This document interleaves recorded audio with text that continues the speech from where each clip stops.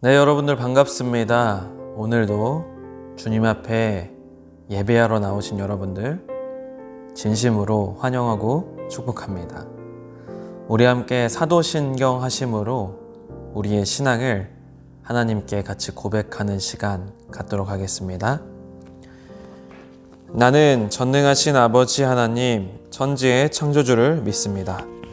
나는 그의 유일하신 아들, 우리 주 예수 그리스도를 믿습니다. 그는 성령으로 잉태되어 동정녀 마리아에게서 나시고 본디오 빌라도에게 고난을 받아 십자가에 못 박혀 죽으시고 장사한 지 사흘 만에 죽은 자 가운데서 다시 살아나셨으며 하늘에 오르시어 전능하신 아버지 하나님 우편에 앉아 계시다가 거기로부터 살아있는 자와 죽은 자를 심판하러 오십니다. 나는 성령을 믿으며 거룩한 공교회와 성도의 교제와 죄를 용서받는 것과 몸의 부활과 영생을 믿습니다. 아멘. 네, 우리 이 시간 예배를 위해서 제가 기도하도록 하겠습니다. 하나님 아버지, 우리가 코로나 때문에 비록 모이지는 못하지만 각자의 자리에서 하나님을 예배합니다. 우리의 마음이, 우리의 생각이, 우리의 뜻이, 우리의 모든 것이 온전히 하나님께 맞춰지는 시간이 될 수 있도록 인도하여 주시옵소서. 오늘도 부족한 종이 말씀을 선포합니다. 이 부족한 종의 입술을 주장하여 주시고 오늘 이 말씀을 듣고 그냥 한 귀로 듣고 한 귀로 흘리는 것이 아니라 이 말씀을 가지고 하루를 살아내고 한 주일을 살아내고 1년을 살아내는 이 말씀이 곧 나의 생명이 될 수 있는 그런 시간이 될 수 있도록 인도하여 주시옵소서. 오늘도 말씀을 선포하시고 우리 안에 말씀을 새기실 예수님의 이름으로 기도드렸습니다. 아멘. 네, 우리 이 시간은 준비한 예물 하나님께 드리는 귀한 봉헌의 시간 갖도록 하겠습니다.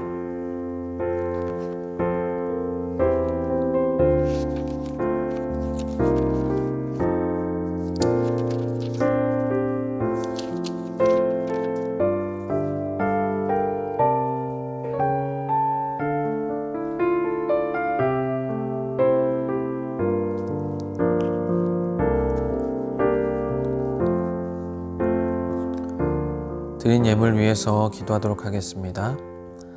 사랑이 많으신 하나님 아버지, 우리가 하나님께 예물을 드릴 수 있도록 주신 것 너무 감사합니다.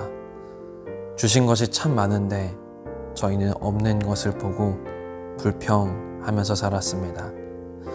하나님이 주신 것들을 마땅히 감사하면서 다시 하나님께 드릴 수 있는 믿음을 허락하여 주시고 이 모든 것이 다 하나님의 것이라는 그런 고백을 할 수 있는 중고등부 공동체가 될 수 있도록 인도하여 주시옵소서. 오늘 예물을 드린 모든 사람을 하나님께서 기억하여 주시고 그의 삶 속에 하나님이 넘치도록 축복하여 주시옵소서. 감사합니다. 예수님의 이름으로 기도드렸습니다. 아멘. 우리 함께 오늘 말씀 보도록 하겠습니다. 오늘 우리에게 주신 하나님의 말씀은 창세기 3장 6절 말씀입니다. 창세기 3장 6절의 말씀입니다.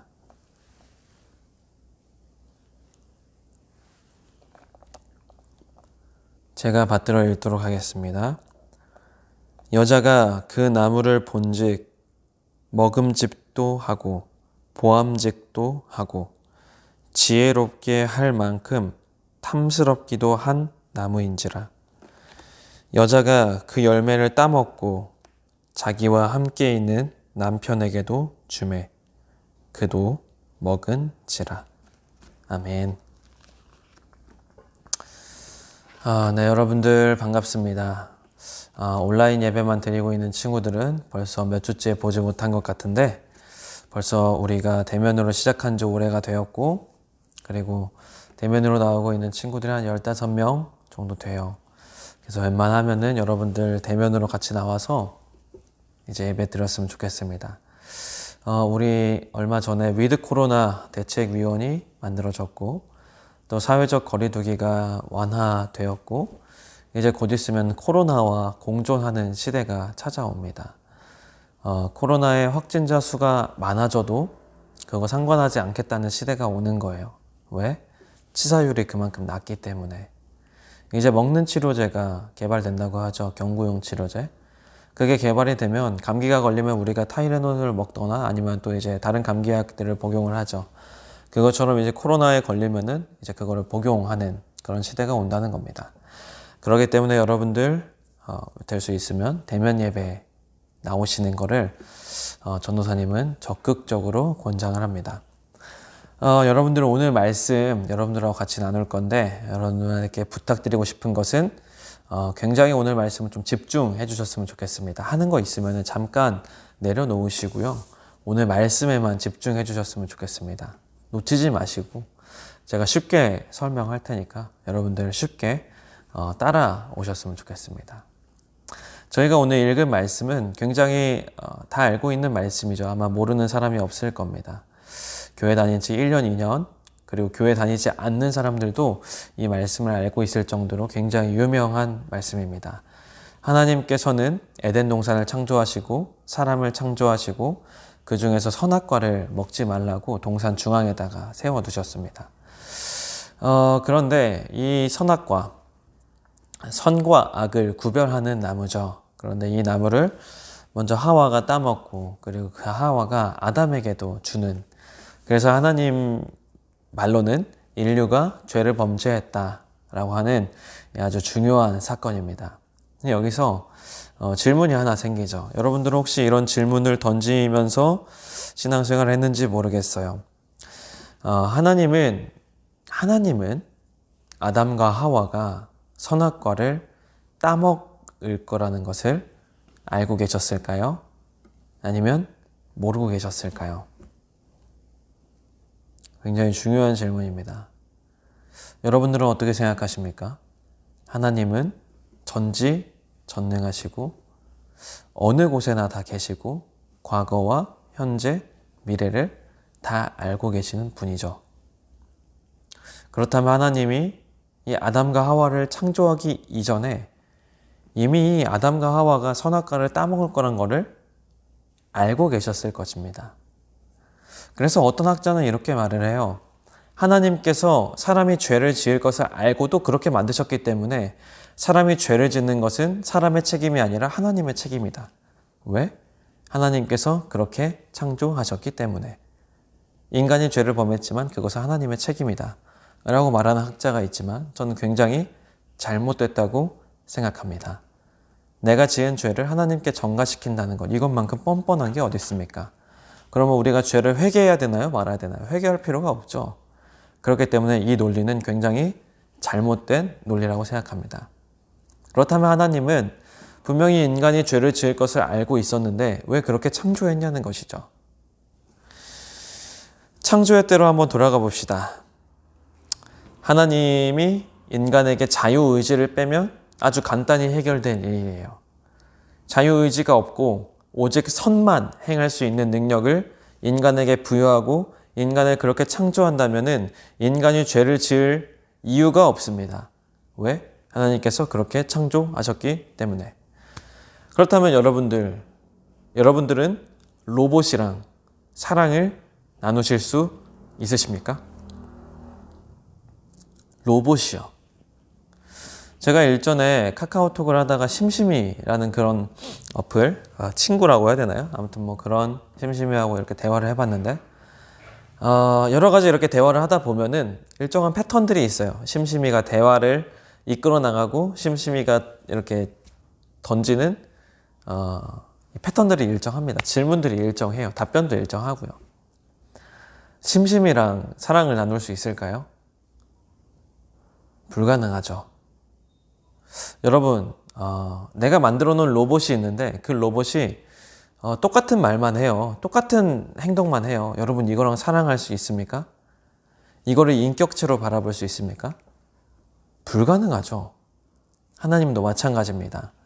인간에게 자유의지를 빼고 선만 행할 수 있는 능력을 준다면, 예를 들어서 이런 것이죠.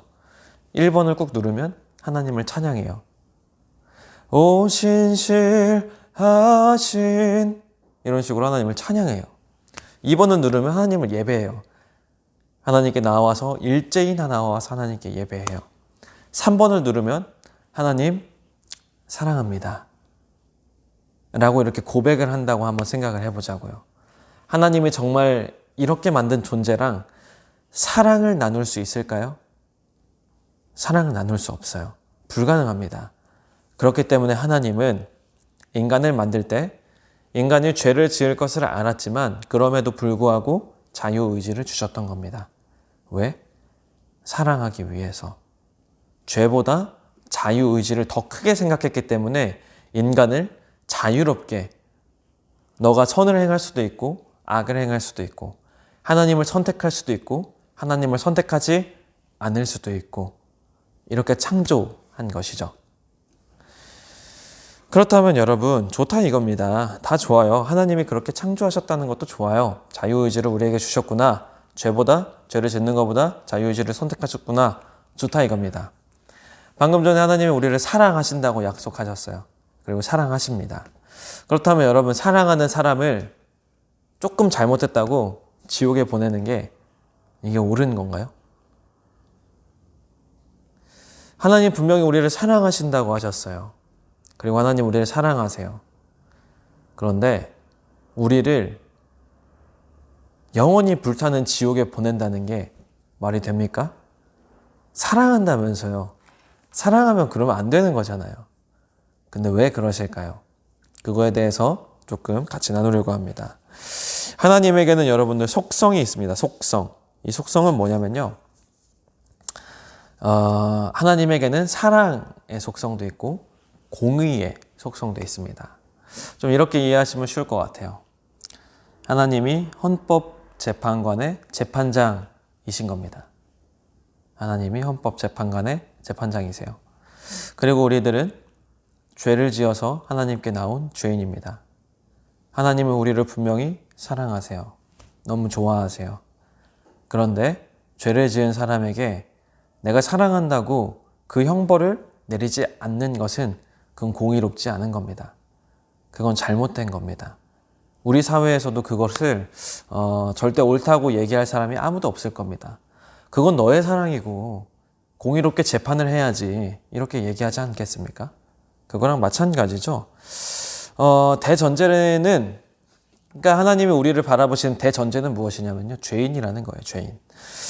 여러분들 공감 못 하실 수도 있습니다. 전도사님, 저 죄인이 아니에요. 전 죄를 짓지 않았어요. 저 얼마나 제가 의롭게 살았는데요. 얼마나 청결하게 살았는데요. 얼마나 착하게 살았는데요.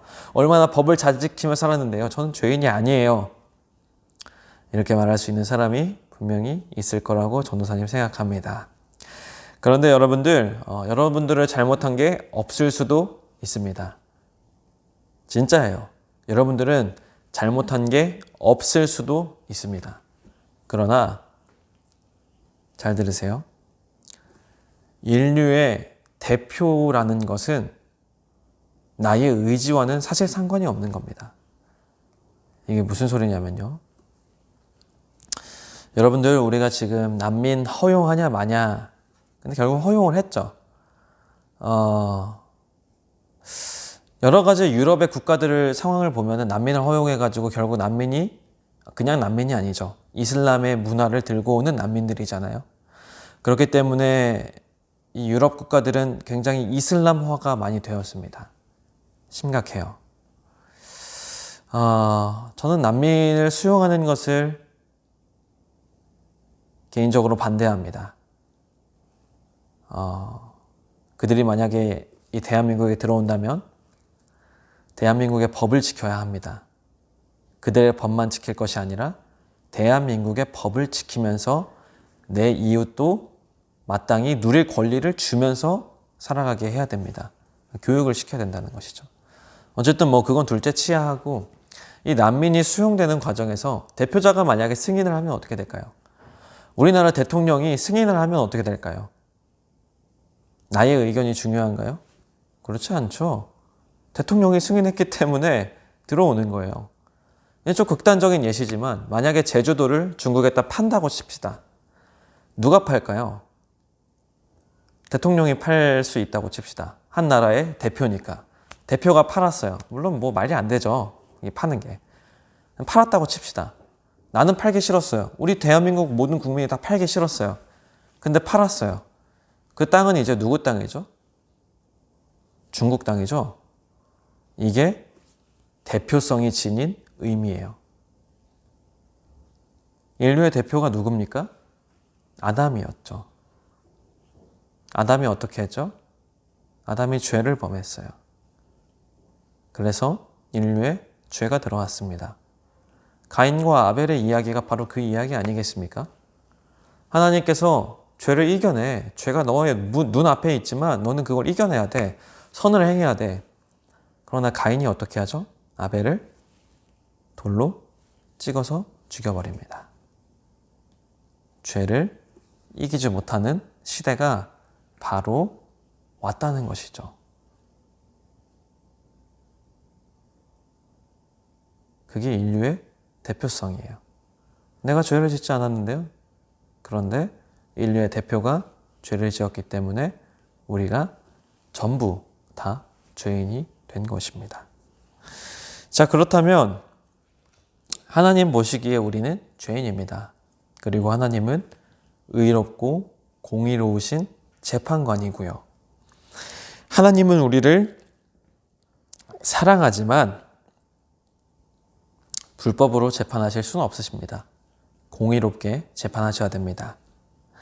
그래서 우리를 지옥에 보낼 수밖에 없는 입장에 놓이신 겁니다.